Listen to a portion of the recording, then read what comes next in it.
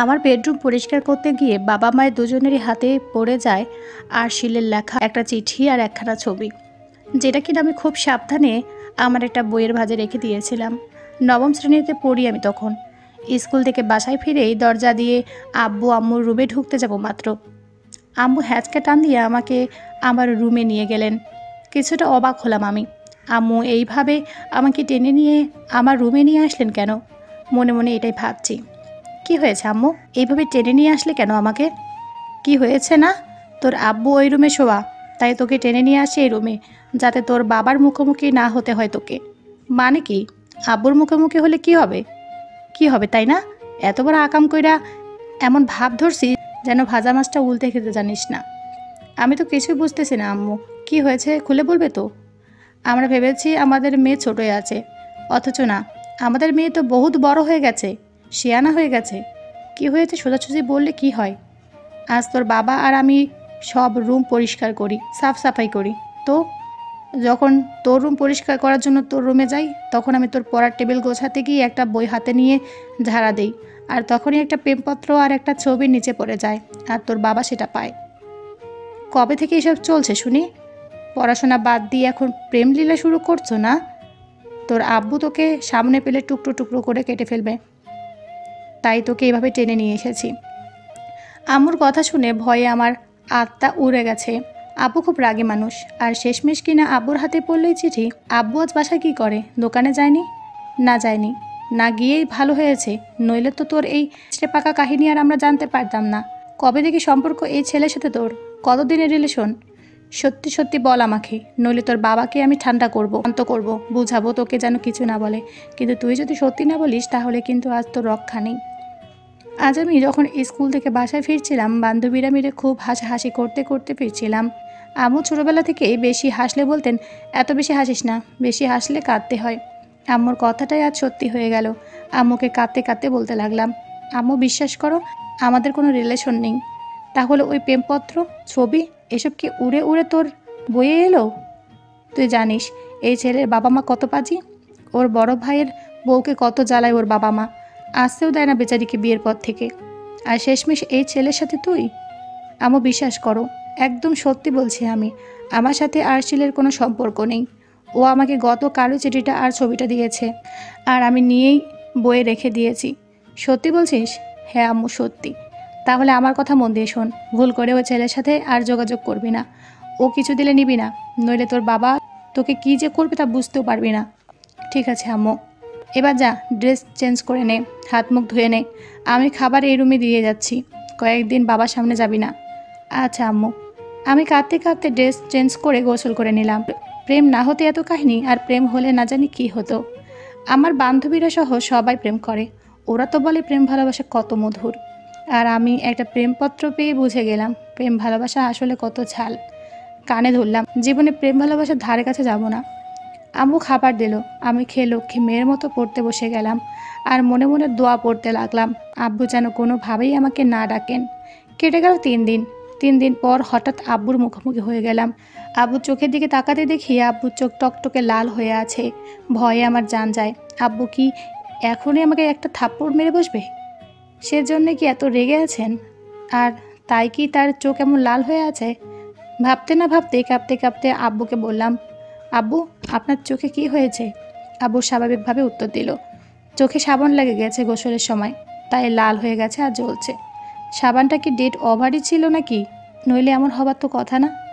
তো লেখাপড়া কেমন চলছে তোমার? আমি একটা জোরে নিঃশ্বাস নিয়ে বললাম, জি ভালো। আপনি একটু ঘুমান আব্বু, তাহলে চোখের যন্ত্রণাটা একটু কমবে হয়তো, আর না কমলে একটা চোখের ড্রপ এনে চোখে দিয়েন। দেখি। তারপর আমি ধীর পায়ে আমার রুমে এসে পড়লাম। যাক বাবা, বেঁচে গেছি। আব্বুর রাগও কমে গেছে। ভয়টা সব বলে স্কুল আর লেখাপড়া মন দিলাম। কিন্তু একদিন ক্লাস শেষ করে বাসায় আসার পথেই দেখি আরশিল দাঁড়ানো। দেখি আমার ভয়ে বুকটা ধুক করে উঠল। আমি দেখেও না দেখার ভান করে চলে যাচ্ছিলাম আমার বান্ধবীদের নিয়ে, আর তখনই আরশিল আমাকে পেছন থেকে ডাকলো, দাঁড়াও ত্রিহা। আমি তবুও না শোনার ভান করে তাড়াতাড়ি হাঁটতে লাগলাম। আর তখন আরশিল দৌড়ে এসে আমার সামনে দাঁড়ালো। আমাকে আর 5টা ছেলের মতো ভাবিও না যে অ্যাভয়েড করলেই অপমানিত বোধ করে ফিরে যাব। আই অ্যাম আরশিল, আর আমার চিঠির উত্তর আমি ঠিকই আদায় করে নেব। আর তা হবে অবশ্যই পজিটিভ। দেখুন, আপনি আমার সামনে থেকে সরুন, আমাকে যেতে দিন। আমি আমার চিঠির উত্তর এখনও পাইনি, তাই যাওয়ার প্রশ্নই আসে না। আমি আমার জবাব না নিয়ে যাব না। দেখুন, আপনার ওই চিঠি আর ছবি আম্মু আব্বুর হাতে পড়ে গেছে। আম্মু আমাকে খুব বকেছে। আম্মু কখনো আমাকে বকাঝকা করেনি, কিন্তু আপনার জন্য আমার প্রথমবারের মতো আম্মুর কাছে বকা শুনতে হয়েছে।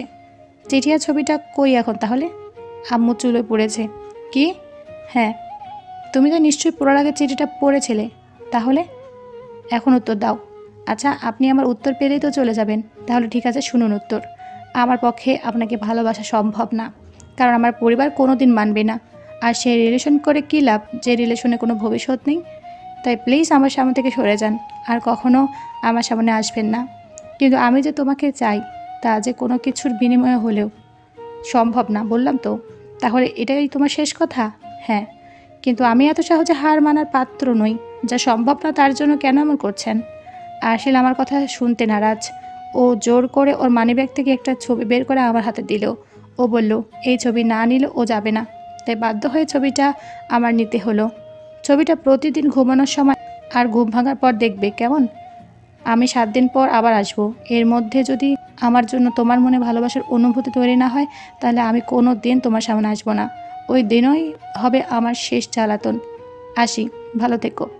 আমি কোনো কথাই বললাম না, আর আরশিল ছবিটা দিয়ে চলে যায়। যদিও আরশিলের জন্য আমার মনে কেমন যেন একটা অনুভূতি হয়, কিন্তু এই অনুভূতিটা আসলে কিসের তা আমি ঠিক বুঝতে পারি না। বান্ধবীরা সবাই উৎসাহিত করে রিলেশনে যাবার জন্য, কিন্তু আমি ওদের না করে দেই। ছবিটা রাস্তায় ফেলে দিতে চেয়েও কেন যেন ফেলতে পারি না। ছবিটা ব্যাগে ভরে বাসায় নিয়ে যাই। রাতে ঘুমানোর সময় আরশিলের কথা মনে পড়তেই ব্যাগ থেকে ছবিটা বের করি, আর চোখ বন্ধ করে থাকি কিছুক্ষণ। তারপর ছবিটা সামনে এনে দেখি। ছবিটার দিকে তাকাতেই কেমন যেন উষ্ণ এক অনুভূতি অনুভব করলাম। ছেলেটা দেখতে তেমন একটা সুন্দর না, গায়ের রং কালো, তবে লম্বা বেশ, পুরো 6 ফিট। তবুও কেন যেন ভালো লাগে ওকে আমার। আরশিল সম্পর্কে আমার বেয়াই হয় প্রতিবেশী এক আপুর দেবরও। আরশিলের বড় ভাইয়ের কাছে আপুটার বিয়ে হয়েছে। শ্বশুর শাশুড়ি বিয়ের পর থেকে তেমন আসতেই দেয় না আপুকে। শুনেছে আপুকে জ্বালায়ও খুব। আপুর বিয়েতেই আরশিল প্রথম দেখে আমায়। বিয়েতে যদিও ফান করেছি, দুষ্টুমি করেছি আরশিলের সাথে, তবে বুঝতে পারিনি আরশিল যে আমাকে ভালোবেসে চিঠি দিয়েই ফেলবে এক সময়। আপু যখন 3-4 মাস পর আসে এনে বাড়িতে 2 দিনের জন্য, তখন আপু আমাদের বাসায় আসেন, আর সেই সময় তার দেবরও আসে। আর তখন থেকেই কথাবার্তা হয় টুকটাক। আম্মুর কাছে আপু তার শ্বশুরবাড়ির কাহিনী বলেন। সেই থেকে আম্মু আর ওই পরিবারকে ভালো জানেন না। তাই আরশিলের ছবি দেখার পর আম্মু এত ক্ষেপে যায়। আমিও শুনেছি সব আপুর মুখ থেকে, তাকে খুব জ্বালায় ওই বাড়ির মানুষ। কিন্তু আপু এও বলেন তার দেবর খুব ভালো। ওইদিকে কয়েকদিন পর হঠাৎ এক শুক্রবারে ঘুম থেকে জেগেই দেখি আপু আর আরশিল আমাদের উঠোনে বসে আছে। আম্মু রান্না করছে আর তারা বসে আছে। আমি এদের দেখে খুব অবাক, ভয়ও হচ্ছে। আম্মুকে আবার তারা কি নাকি বলেছে। আমাকে দেখতেই আপু ডেকে বলেন, কী রে, কেমন আছিস? ঘুম ভেঙেছে তোর? এই তো ভালো আপু। এত ঘুমাস কী করে? তোদের বাসায় আমরা এসে বসে আছি আর তোর খবরই নেই। তুই পড়ে পড়ে ঘুমাচ্ছিস। আসুন আপু, ভেতরে আসুন। আপু আর আরশিল ভেতরে আসে। আমি তাদের বসতে বলে আমি ফ্রেশ হতে চাই। আম্মু কিছু নাস্তা আমার হাতে দিয়ে আমাকে তাদের দিতে বলে। আমি নাস্তাগুলো তাদের দেই, তারা খেতে বসে। আমিও তাদের সাথে বসে খাই। একসময় আপু বলে ওঠেন, ত্রিহা। জি আপু। আমার দেবরকে তো তুই পাগল করে দিয়েছিস। ও তো শুধু আজকাল তোরই কথা বলে। কী রে, আমার যা হবেই? আমি মাথা নিচু করে ফেলি। খুব লজ্জা পেয়ে আপুর কথা শুনে। হবি না? ধুর আপু, কী যে বলেন না, খান তো। তুই জানিস গতকাল সন্ধ্যায় আমাকে আরশিল আমাদের বাসায় নিয়ে আসে। শাশুড়ির তো আসতেই দিবে না, কত জোর করে রাজি করায় ওর মাকে। তারপর তোর দুলাভাইকে ফোনে জানিয়ে আমি আসি। সকালে ঘুম ভাঙতেই আবার তোকে দেখবে বলে তোদের বাসায় নিয়ে আসে আমাকে। ও খুব ভালোবাসে তোকে। ভেবে দেখ তুই কি করবি। আমি সাথে আছি তোদের।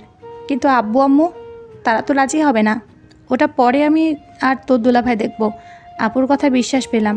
সেদিন থেকে আরশিলের প্রতি ভালো লাগাটা বাড়তে থাকলো। আমি ক্লাস 10-এ উঠলাম। এইদিকে আরশিলের সাথে আমার মাঝে মাঝে দেখা হয়, চোকাচোকি হয়, ব্যাস এতটুকুই। এভাবে চলছে আমাদের দূরত্বে ভালোবাসা। এর মাঝে আরশিলের বাইরে যাবার সব কিছু ঠিকঠাক হয়ে যায়। ও বাইরে চলে যায়। যদিও কথাটা শুনে খুব খারাপ লাগে আমার, কিন্তু তবু খুশি হই এই ভেবে যে আব্বু আম্মু আরশিলকে অন্তত বেকার বলে রিজেক্ট করতে পারবে না। এর মধ্যে আরশিলের সাথে আমার দেখা খুব কমই হয়। হয়তো সবার সাথে দেখা সাক্ষাৎ করে সেই জন্য আমার সাথে দেখা করার জন্য আসতে পারে না। আরশিলের বাইরে যাবার সব কিছু প্রায় ঠিকঠাক তখন একদিন রাতে আমি টিভি দেখছি। আম্মু আমার সাথে বসে টিভি দেখছে। টিভি দেখার এক পর্যায়ে আম্মু বলে ওঠে, জানিস ত্রিহা, আজ কিন্তু শিরিনের দেবরের বিয়ে। মানে মানে ওই যে তোকে চিঠি দিয়েছিল, আরশিলের বিয়ে আজ। কথাটা শোনার সাথে সাথে আমার পায়ের নিচের মাটি যেন সরে যেতে চাইছে।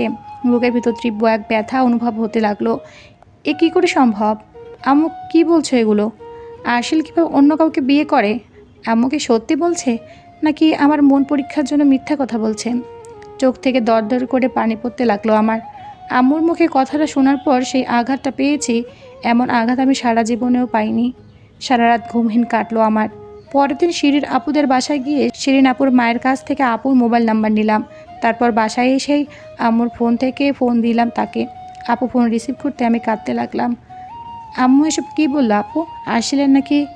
কান্না থামাতে পারছিলাম না আমি, কথাটা আটকে গেল আমার। কাঁদিস না রে, তুই কাঁদিস না। তুই কাকি যা বলেছে সত্যি বলেছে, গতকাল আরশিলের বিয়ে হয়ে গেছে। আমি আবুর মুখ থেকে কথাটা শুনে আরও জোরে কাঁদতে লাগলাম, হাউমাউ করে কাঁদতে লাগলাম। আপু কেন করলেন এমন? আপনারা আমার সাথে কেন করলেন? কি দোষ ছিল আমার? দোষ তোর না রে, দোষ আমাদেরই। আরশিল তোর আগেও অন্য একটা মেয়েকে ভালোবাসতো, আমি সেটা জানতাম না। ঘটনাটা ছিল আমার বিয়ের আগের। ওদের হঠাৎ কী যেন ব্রেকআপ হয়ে যায়। ওর যখন বিদেশ যাবার সব কিছু ঠিকঠাক হয়ে যায়, হঠাৎ ওর বাবা মা আর আমার সামনে রাতের খাওয়ার সময় বলে ওঠে আমি বিদেশ যাবার আগে বিয়ে করে রেখে যেতে চাই। আমি ভাবলাম হয়তো এখন তোর কথা বলবে, কিন্তু আমি তখনই গভীর শক খাই যখন ও তোর কথা না বলে ওর খালাতো বোন মধুর কথা বলে। মধুর সাথে ওর সম্পর্ক ছিল সেটা আমি সেদিন রাতেই জানতে পারি। বাবা মাও খুশি হয়ে গেলেন। আমি আরশিলকে অনেকবার বলার চেষ্টা করলাম, ত্রিহার তাহলে কী দোষ? ও ত্রিহার সাথে কেন এমন করলো? কিন্তু আমার কোনো কথাও শোনেনি। পরের দিন ওর বাবা মা ওর খালার বাসায় গিয়ে বিয়ের কথা বলল, আর গতকালই ওদের বিয়ে হয়ে যায়। তুই আমাকে মাফ করে দিস বোন, আমার জন্য তুই কষ্ট পেলি।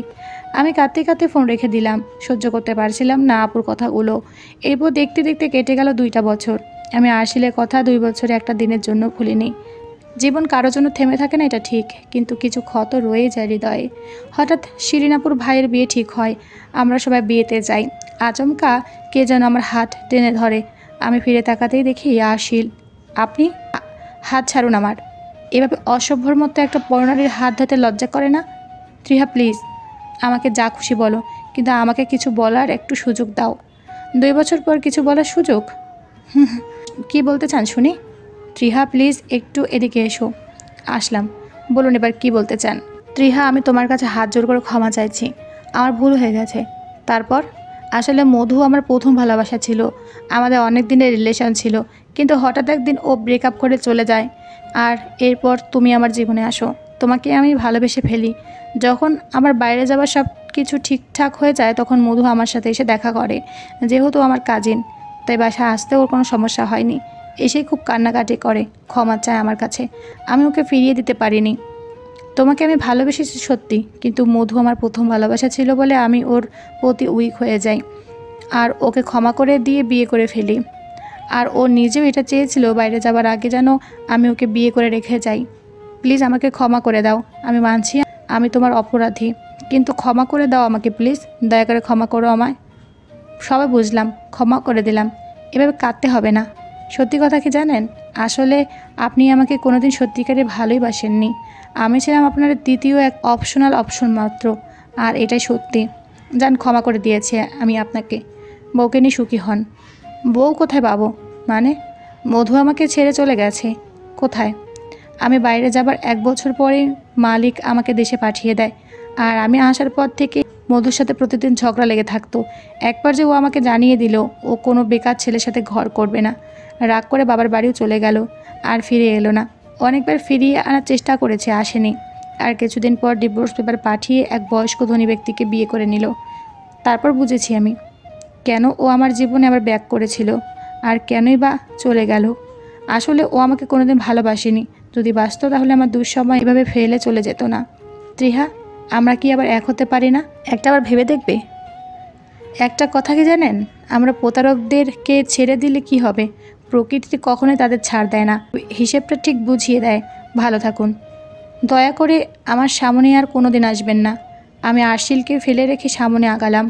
আরশিল নিস্তব্ধ হয়ে ওখানে দাঁড়িয়ে রইল। আমি কিছু দূর আগাতেই কোত্থেকে একটা পিচ্চি এসে আমার হাতে একটা চিঠি আর একটা গোলাপ দিয়ে বলল, ওই যে ওই ভাইয়াটা দিয়েছে। আমি তাকে দেখলাম আমার সুদর্শন classmate plus best friend Ashfin চেয়ে আছে আমার দিকে। আমি চিঠিটা নিয়ে পিচ্চিকে দাঁড়াতে বললাম আর একটা কলম এনে চিঠির অপর পাশে লিখে দিলাম, আগে বড় হ, পড়ালেখা শেষ কর, তারপর একটা চাকুরি জোগাড় করে চিঠিটা নিয়ে সোজা আমার বাসায় আসিস। বাবা মা চিঠিটা পড়ে হ্যাঁ বললেও আমিও রাজি, আর তারা না বলে নয়াকার না। আমার পক্ষে প্রেম ভালোবাসা করা সম্ভব না। তারপর আবার পাঠিয়ে দিলাম চিঠিটা আশফিনের কাছে। আশফিন চিঠিটা পড়ে চিৎকার করে বলল, ততদিন অবধি তুই আমার জন্য অপেক্ষা করিস। আমি কিন্তু সত্যি সত্যি চিঠিতে লিখেই বাবা মার কাছে তোকে চাইবো। আমি হাসতে হাসতে দূর থেকেই বললাম, পাগল একটা।